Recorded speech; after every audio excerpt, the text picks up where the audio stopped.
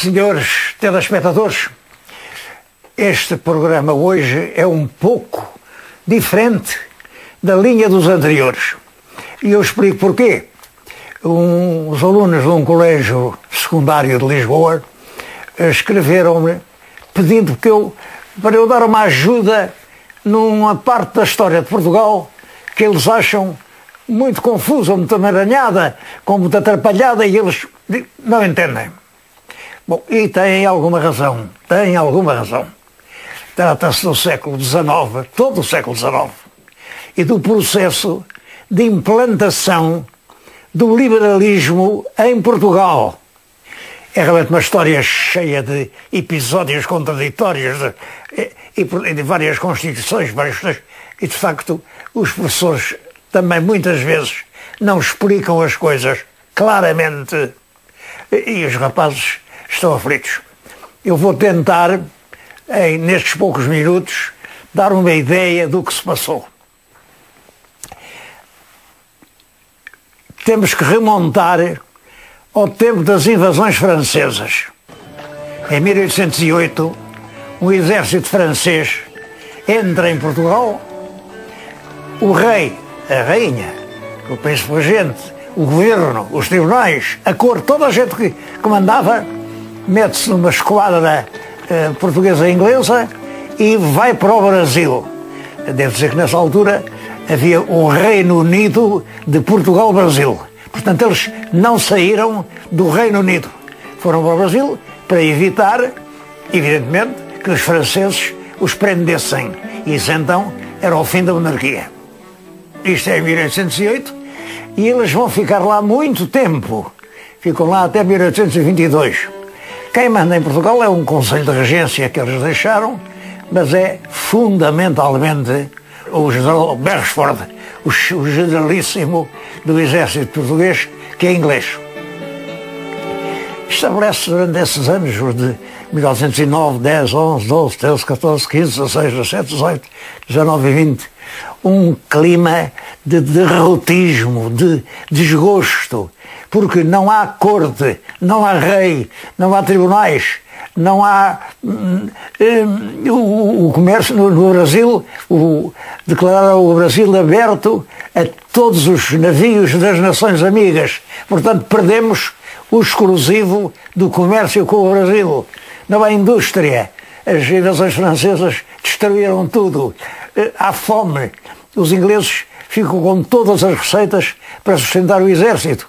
Então, isto cria um clima de desgosto, de revolta, de indignação. E há o exemplo francês. Em França, fizeram uma constituição, acabou o absolutismo e aquilo tudo corre bem. Este descontentamento leva aqui, logo em 1817, a uma tentativa de revolta, mas que segurou, é descoberta. Os oficiais todos que estavam implicados nela foram enforcados no Campo de Santana. A partir daí deixou de se chamar Campo de Santana, passou a chamar-se Campo dos Mártires da Pátria, porque se entendeu que esses oficiais morreram para servir a pátria. E mataram também o general Gomes Ferreira de Andrade. Era um homem de grande prestígio. Tinha andado nas guerras do Napoleão, tinha-se portado sempre com muita valentia. E quando voltou a Portugal, foi eleito grão-mestre da maçonaria. Portanto, era, digamos, a cabeça do lado mais liberal, pois também ele foi preso e também ele foi enforcado em São Julião da Barra. Sem provas, e mais, foi uma morte injuriosa e afrontosa. Ele, como general, tinha o direito de ser fuzilado e não enforcado. Esse facto comoveu e impressionou extremamente toda a gente em Portugal. A morte de Gomes Ferreira, a morte dos oficiais do Campo de Santana. E então, no Porto, um grupo de pessoas muito capazes, entre elas o Fernandes Tomás, o Fabra Borges, enfim, homens magistrados, comerciantes ricos, fazem um grupo, a que chamam Sinédrio, para preparar uma revolução. Dizem eles, quando se faz a revolução, é preciso saber o que se vai dar a seguir. E eles fazem um grupo para preparar uma revolução e realmente preparam bem. A revolução vem para a rua em agosto de 1820. Essa revolução diz: é preciso que o rei volte, é preciso que haja uma Constituição, a soberania é do povo. Portugal tem que alinhar entre as nações modernas com a soberania do povo, um parlamento. Bom, esta revolução contagia-se rapidamente a Lisboa, proclama-se, portanto, uma situação de revolução para fazer a Constituição e realmente faz-se a Constituição de 1822.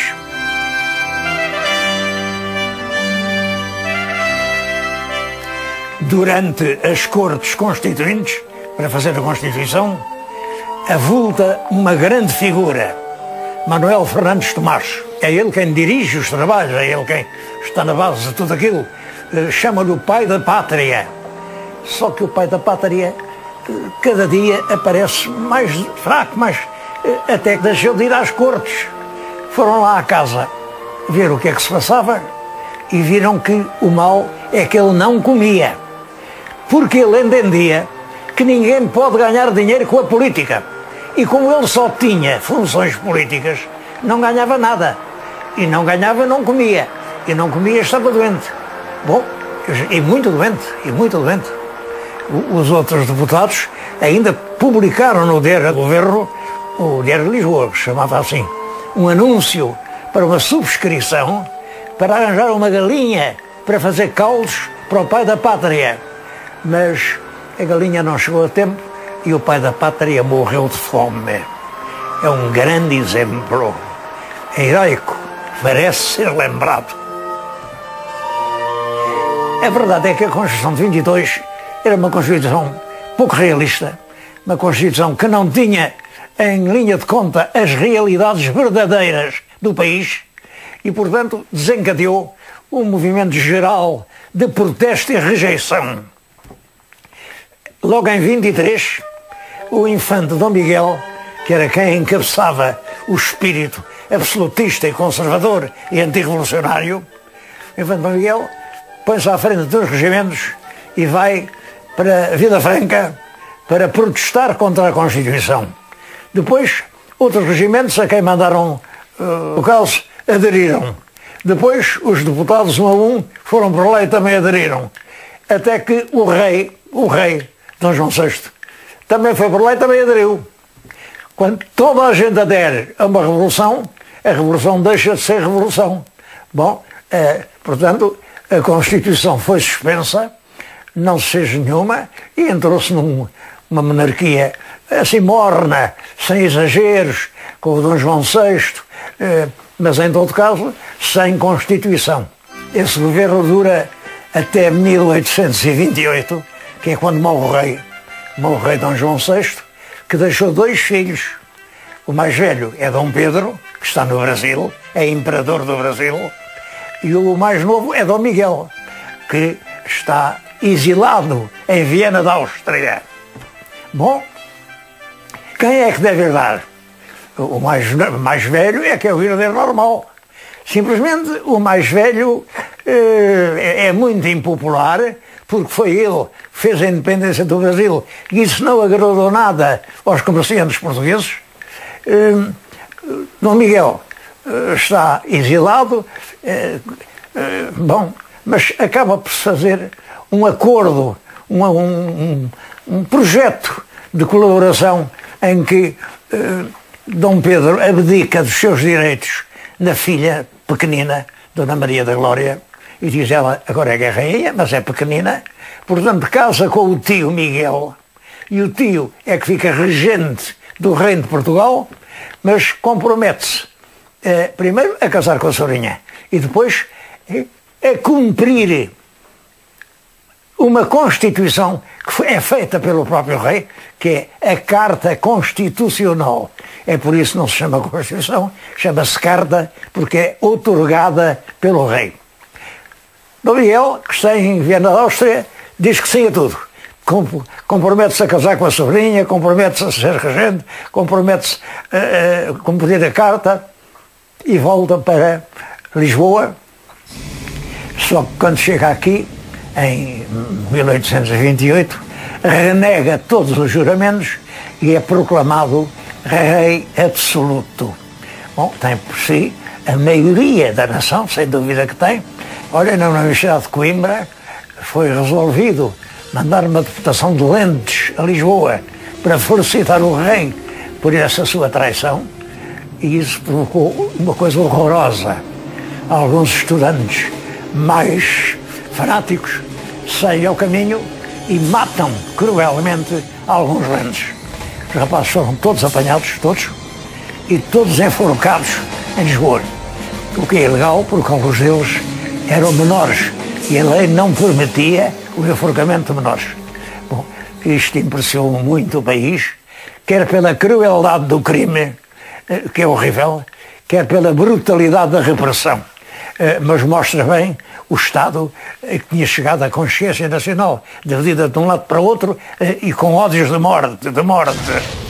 Os liberais tentaram reagir a esse regresso à monarquia absoluta e fizeram uma grande revolta no Porto, mas a revolta foi sufocada e o exército revoltado iniciou a imigração. A imigração é o movimento das tropas portuguesas em direção à Inglaterra. Eles vão pela Galiza e depois embarcam para a Inglaterra, e assim em Inglaterra cria-se um núcleo de resistência militar. No Brasil, o Dom Pedro, o imperador Dom Pedro, abdica dos seus direitos à coroa portuguesa naquela filhinha, Dona Maria, vem para Portugal é como ele diz, vai para a Inglaterra e põe-se à frente do movimento de resistência, daí passa aos Açores, onde organiza uma coluna com emigrados portugueses e contratados estrangeiros, e em 1832 desembarca nos arredores do Porto, no Mindelo, e entra na cidade que não lhe opõe a menor resistência.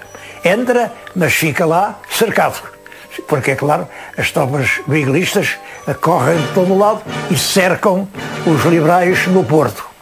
O cerco dura todo o ano de 32 e parte de 33 até julho. A situação é muito difícil, os liberais estão a ponto de sucumbir com fome, com falta de dinheiro, com falta de armas, com uma epidemia de cólera morbus. Parece que está a causa perdida, quando têm uma ideia: vamos organizar uma expedição militar a bordo dos navios, desembarcamos em qualquer parte da costa e assim atenuamos a pressão que os miguelistas estão a exercer sobre o Porto.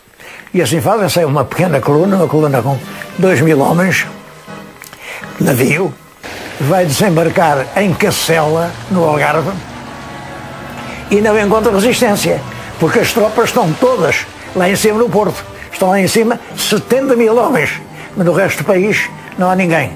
Portanto, as tropas desembarcadas no Algarve avançam através do Alentejo, chegam a Lisboa, atravessam o Rio Tejo sem um tiro de resistência. É claro, há a tentativa do Telejordão, ainda vai tentar em Almada deter, mas é morto, e o exército liberal entra em Lisboa em 24 de julho de 1833. É por isso que aquela avenida se chama 24 de julho. Foi ali, naquele ponto, onde que os liberais desembarcaram e, aclamados pela multidão, apoderaram-se da capital. Perdida a capital, estava perdida a guerra, é claro. Mas Dom Miguel não entendeu assim e ainda continuou uma campanha em que foi perdendo batalha após batalha, até que em 1834 foi obrigado a assinar a Convenção de Évora-Monte, em que desistia de todos os seus direitos e embarcava para um exílio. Embarcou realmente e nunca mais voltou.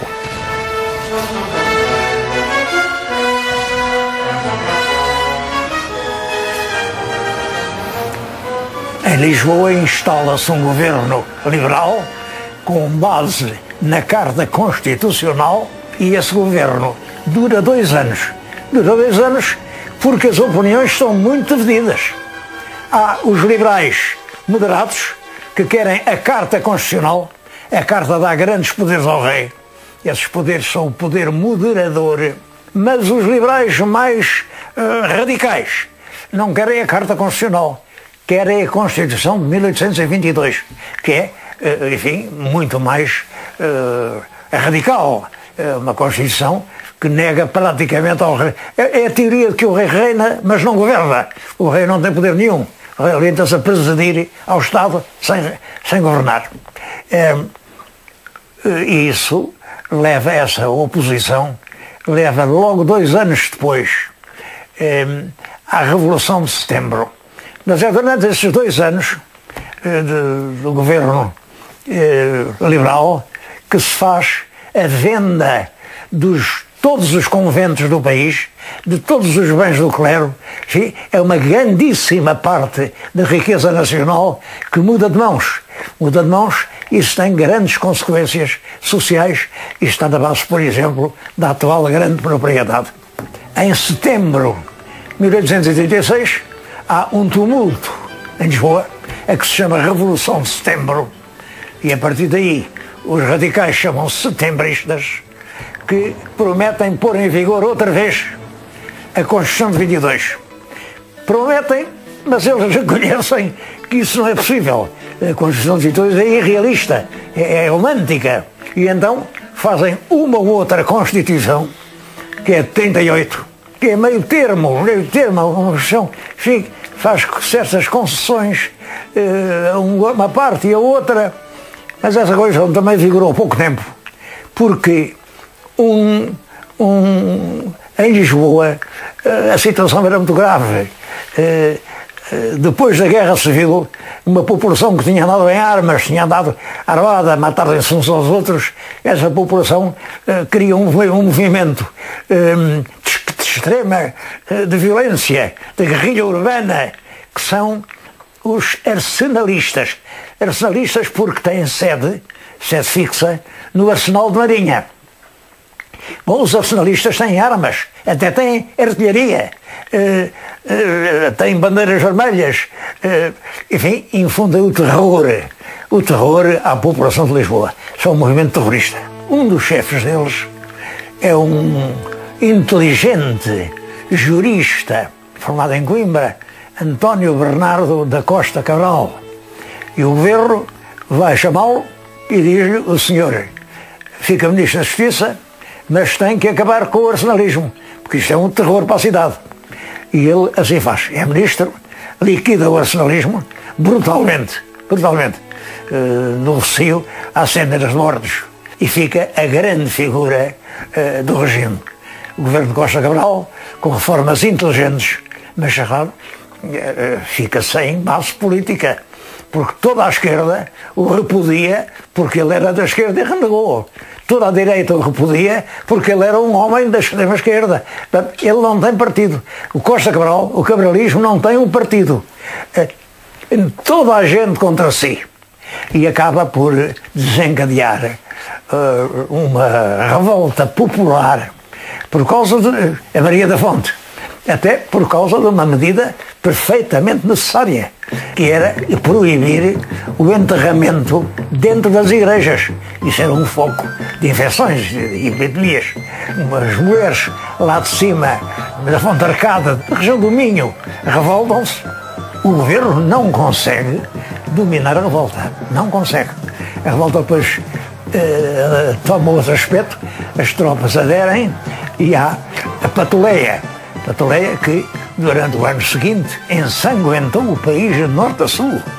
E foi preciso a intervenção estrangeira dos países da quádrupla aliança para que as tropas, quer do governo, quer da patuleia, depusessem as armas e se estabelecesse a paz. Entretanto, já estava de novo em vigor a Carta Constitucional, porque em 1842 Costa Cabral tinha ido ao Porto, não ia ao Porto, e proclamado a Carta, é claro, com agrado do governo e da rainha, mas estava-se outra vez em regime de carta. e fizeram atos adicionais, quer dizer, diplomas constitucionais, emendando certas partes da Carta, pondo mais acordo com o espírito geral, e a Carta assim pôde manter-se em vigor permanentemente até 1910. Como sabem, o hino nacional em 1910 ainda se chamava Hino da Carta. A Carta que era a Constituição em vigor e que realmente prestou excelentes serviços. Depois da Patuleia, mantêm-se os Cabrais, mas há uma grande resistência, uma grande oposição e realmente há uma revolução inspirada pelo próprio Paço Real que vem acabar com esta agitação constante, com esta luta entre cartistas e vintistas, entre os partidários da Carta e os partidários da Constituição, e diz: o que interessa é que o país ande para a frente, não é palavreado, não é política, são atos, e entra-se na política dos melhoramentos materiais. É o comboio, são as estradas, são os telégrafos, são os serviços públicos, são os tribunais mais aperfeiçoados. Isso é a Revolução da Regeneração em 1851.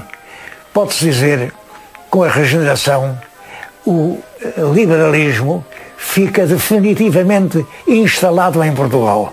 Acabou aquele período agitadíssimo que fica entre 1820 e 1850, estes 30 anos são para nós um calvário, e entra-se numa política metódica, progressiva, com uma grande estabilidade política, em que o governo alterna os dois partidos. Os dois partidos são os progressistas e os regeneradores. E, enfim, cada um está um certo número de anos do governo, depois o rei ordena novas eleições, quando acha que a equipe governativa já está fatigada ou desacreditada. Neste período pode-se dizer que há paz, há calma, há progresso. E esse progresso cria novas condições políticas. Aparece uma grande classe, a pequena burguesia, que são os professores, são os maquinistas, são os tipógrafos, são os funcionários da saúde, são os enfermeiros, são os condutores de carros, enfim, é um novo país de pequena burguesia e, portanto, uma nova estrutura social e uma nova ideologia política. É essa classe que vem lutar pelo ideal republicano. Ideal republicano que consegue triunfar, como sabem, em 5 de outubro de 1910. Isso é o resultado dos progressos materiais e sociais do país durante os 2 reinados anteriores. Aqui tem, meus amigos, em poucas palavras, uma linha geral da história da implantação do liberalismo em Portugal.